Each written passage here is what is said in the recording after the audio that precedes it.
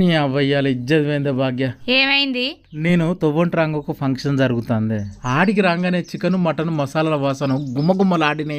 ఇక పానం అంతా కొట్టుకొని నిమ్మలంగా అండ్లకు వేయన్నే. అండ్లకు ఓడితోటే 2 తలుపులు ఉన్నాయి. ఒక తలుపు మీదను బంధుమిత్రులు అని రాసి ఉన్నది. మళ్ళో తలుపు మీద స్నేహితులైతే ఈనంగా అని రాసి ఉన్నది. స్నేహితులు అనే తలుపు నుండి నేను లోపలికి వేయన్నే.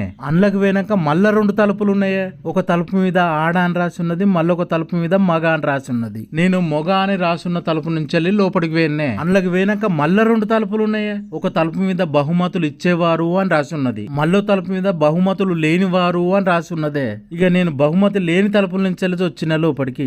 ఆ తొవ్వ కరెక్ట్ నడి రోడ్డు మీదకి ఉన్నదే. ఓర్ని అవ్వ తిరిగి తిరిగి మళ్ళా నడి రోడ్డు మీదకి వచ్చిందని అటు చూసిన్నే. అక్కడ కూడా ఒకటి రాసి ఉన్నది. ఏమని రాసి ఉన్నది? పిలువని డిన్నర్ కి వచ్చి బిర్యానీ తిందాం అనుకున్నావా, సప్లకి ఇంటికి పో అని రాసి ఉన్నదే.